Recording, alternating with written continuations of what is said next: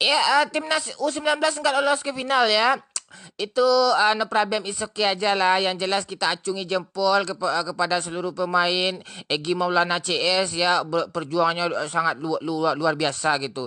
Nggak ada yang patut dipermasalahkan gitu. Masalah lampu mati tadi itu ya patut dipermasalahkan gitu kan. Entah siapa yang usil, iseng-iseng, itu makanya tadi saya keluar kan, saya lihat di bagian pelistrikannya kan kilometernya rupanya kebalik gitu.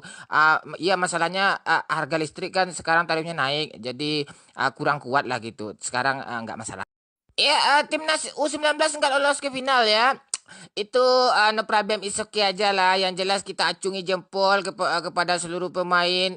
Egy Maulana CS ya, perjuangannya sangat luar biasa gitu. Nggak ada yang patut dipermasalahkan gitu. Masalah lampu mati tadi itu ya patut dipermasalahkan gitu kan.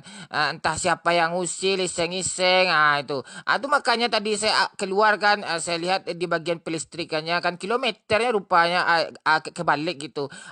Iya, masalahnya harga listrik kan sekarang tarifnya naik, jadi kurang kuat lah gitu. Sekarang nggak masalah.